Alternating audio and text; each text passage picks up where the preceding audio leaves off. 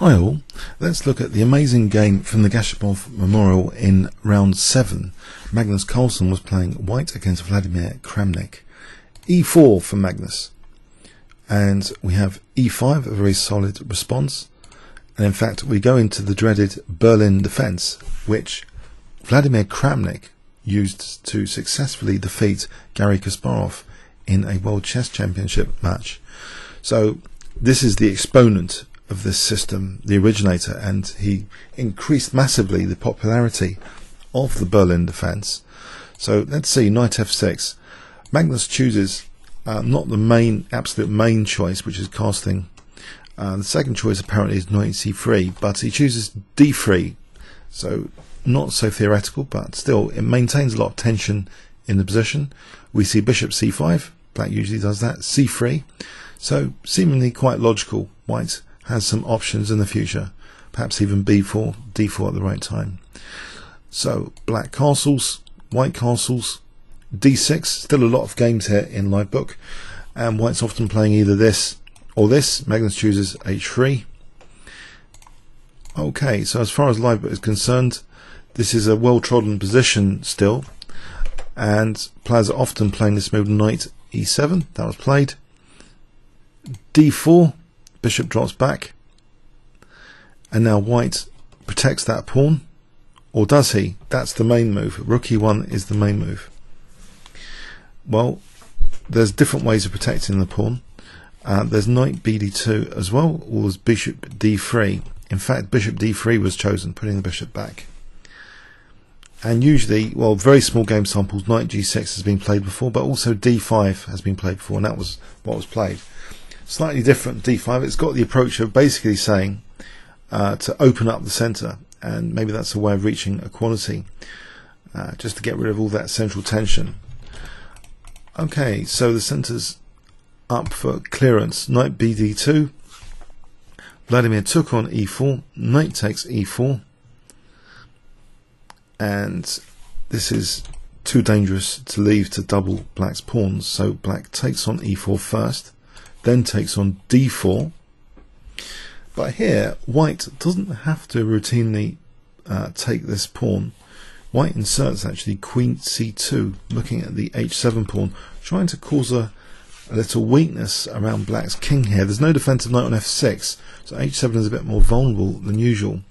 So a slight concession from black here. It doesn't really want to try and keep material by playing a move like f5. Too many weaknesses here. Say this, and black was being greedy, then this position is looking very nice for white. Even though pawn down, there's very strong pressure here for white, and it's a very uncomfortable position for black. Things like bishop g5 as an example. So it seems that this is a very plausible insertion without f5 having to be feared that much. So black actually accepts a weakness with h6, maybe what he didn't want. But now, again, instead of taking on d4, Magnus inserts another move, a4. Again, testing this kind of gambit pawn sacrifice.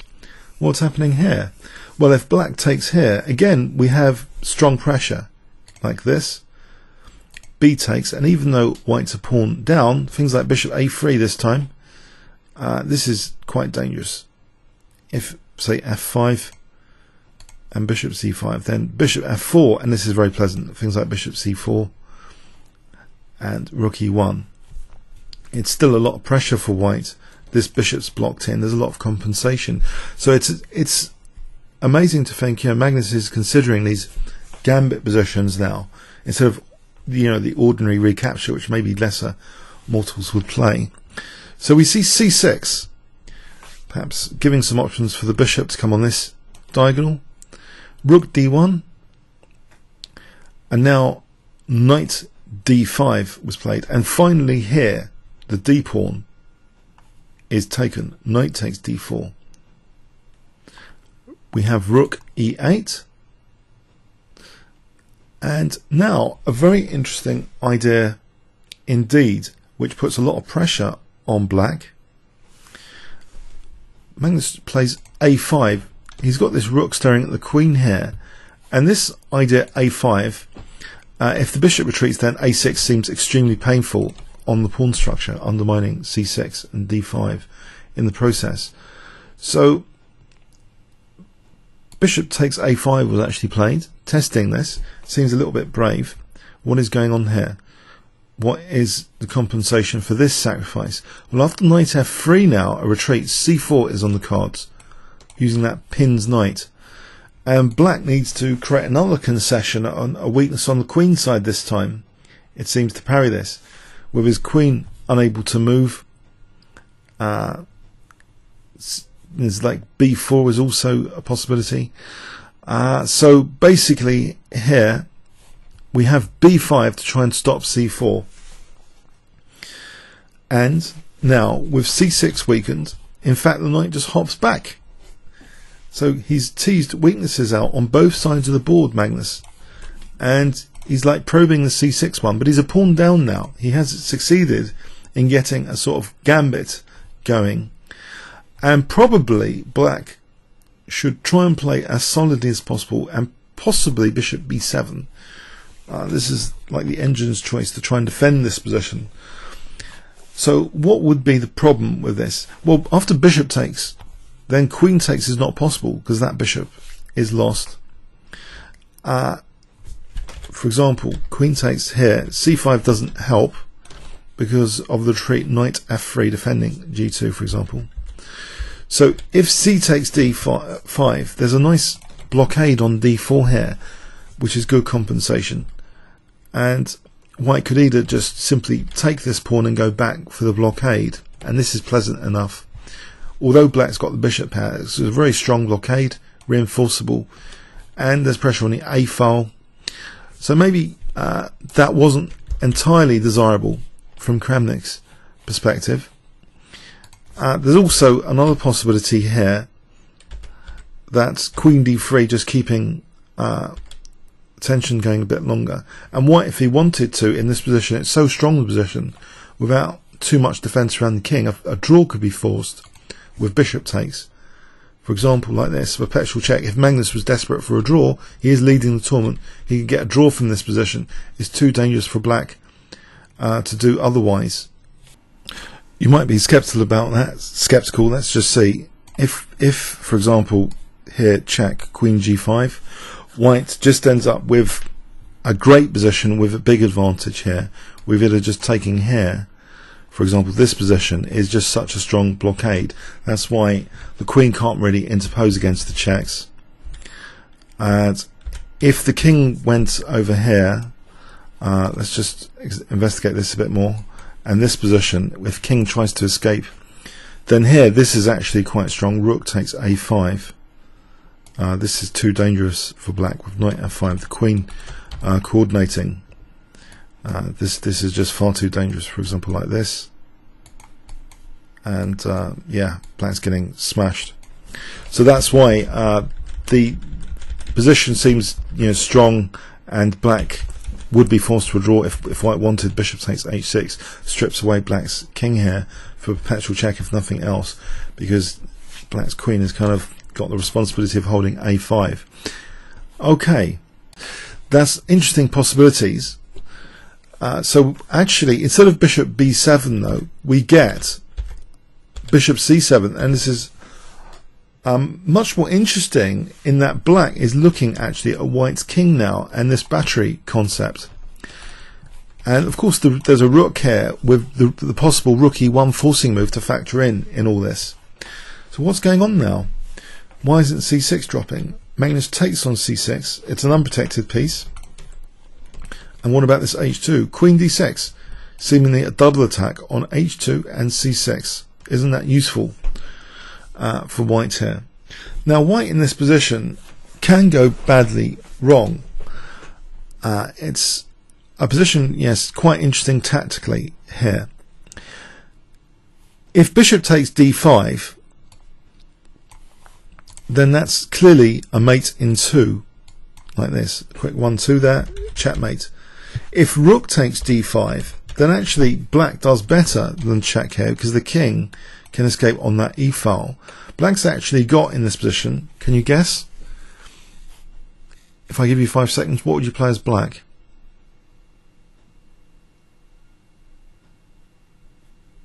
Okay, queen takes d5, because like this is actually a neat checkmate. So a strong move is needed here to try and do something about this and leave the pressure on d5. Magnus finds g3, so he's kept the pressure on d5, and now black is having some severe problems here, as you might expect. If he just takes on c6, then he runs into a skewer. It seems simple enough. Skewer, bishop takes d5 without any problem. So black actually plays bishop b7. So bishop takes d5 would seem like the normal move most people will play here. It just leaves black with a better position though in most variations. For example, bishop takes d5, black has available bishop takes c6. You might not think this is possible. Surely, actually, haven't we got a little tactic here to win the queen? Doesn't work. Bishop takes. If we win the queen, check and checkmate. So yeah, Magnus factoring this in. He can't just play bishop takes d5 and hoping to win the queen here. So this position just leaves black actually better here. If bishop takes c6, queen takes c6. In fact, white is facing this queen f3 problem, and this is really unpleasant actually to face. Black's actually significantly better here, not just slightly better. If bishop e3, bishop takes g3. So that's a really unpleasant position. No, Magnus's move is genius. It's like a game of insertions, this game. These subtle little insertions instead of the routine moves. Here, bishop f4 was chosen instead. Much, much stronger. And we have queen takes c6. Bishop takes d5 now. And it's tricky. It's tricky that black, if he just moves the queen, he'll be in real trouble in this position. On pawns, it's equal here, 5 pawns each. Let's have a quick look at this position. If queen b6 here, this wasn't played by Vladimir. This suffers from a 7th rank infiltration with f7 weak. In this manner, bishop takes b7, queen takes, rook d7, so black's forced to defend, and now queen f5, so black's forced to defend here. And the quite killer move is bishop e3 here, with dual threats of rook takes a7 and bishop c5. And this is not tolerable to have this kind of infiltration, for example like this, and then black's going to be losing material. So that's actually not palatable to play queen b6 here. It's also not palatable to play this because that just drops the bishop, so that doesn't help at all. So Vladimir chooses a tactical solution here, creating an interesting imbalance in the position. He gives up his queen for rook and bishop with a tactical idea, rook e1 check. Okay, now in this position it's no good actually if Magnus took here on e1. If he takes on e1, then queen takes d5 with a powerful battery against white's king. White's basically forced to play something like this, queen e4, just giving back material, because otherwise he's in big trouble. Something like this I don't think is sufficient here. Queen takes f3, and looking at bishop b6 is very nasty indeed. This is not easy to defend, so white would actually have to give up material, and we end up in a nothing sort of position. There's nothing really for white to brag about here in terms of an advantage or to show. So actually, after this check, it's important white bypasses the light squares as well. If king g2, then black gets loads of pieces for the queen. Queen takes, bishop takes check, and wins this rook. That's loads of pieces. No, Magnus sidesteps here with king h2, and now we see queen takes d5 because the rook was hanging. This is the idea, to give up the queen for rook and bishop. So taking here, getting a rook here. Okay, now in this position, it's also to be noted the bishop's still pointing at h1. So the rook can't go on the attack because there's rook h1 checkmate. The rook parries the first row, and there's not too many options for black with two of his pieces attacked. He takes on d1. He inserts rook d8, and now decides to do something about this bishop. He actually moves it to b6. White plays bishop e3 to try and swap it off, otherwise a7 will drop. So we get this imbalance now, bishop takes, queen takes. Now here there's quite a few targets for white. The queen seems to be quite active here. The structure is almost similar.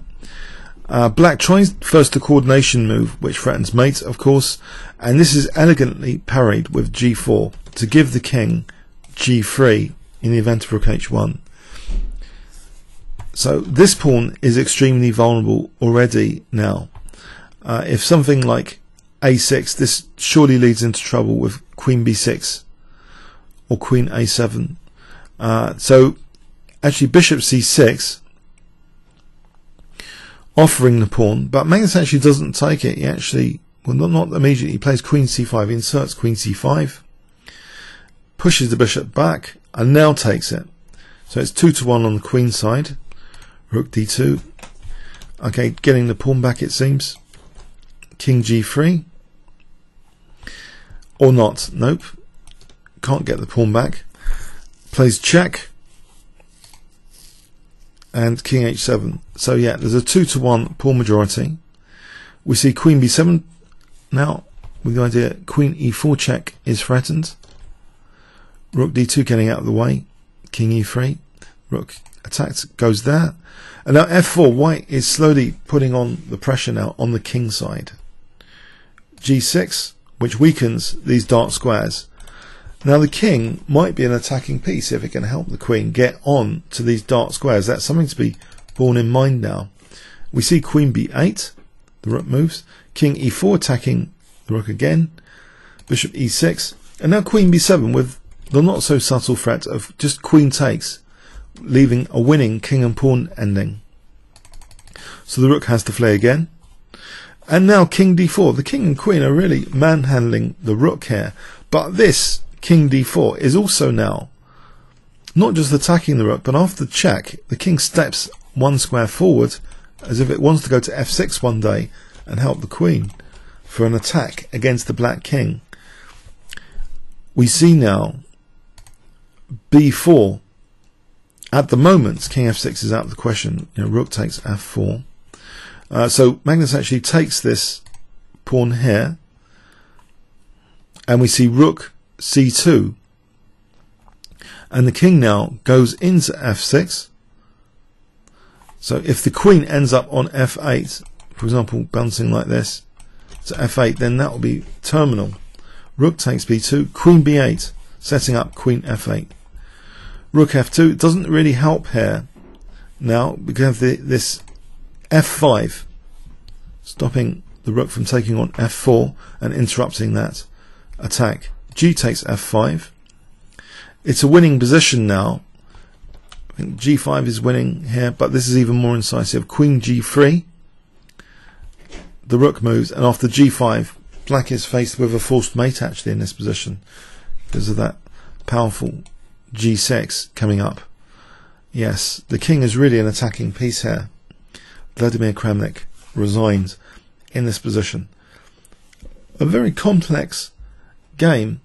It seems at one point Vladimir could have tried to defend sternly with bishop b7. Maybe he just didn't like the look of the blockade on d4 and went in for some very interesting tactics to get a very interesting configuration, but the rook and bishop didn't seem to be much of a challenge to Magnus, winning a pawn first on the queen side and then using his king as an attacking piece to get to f6.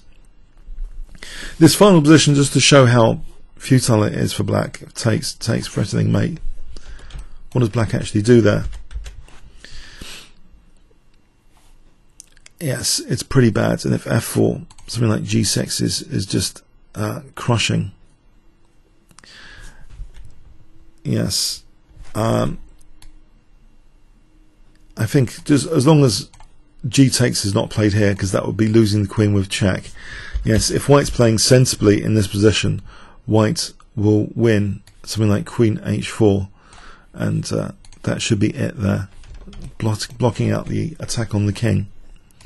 Okay, yes, so Magnus leads the tournament, another fantastic win. So he shows his dominance as world chess champion, and is able to crack Vladimir Kramnik's apparently, you know, one of the more solid openings against e4, the Berlin defense. So an impressive achievement again for Magnus. Comments or questions on YouTube? Thanks very much.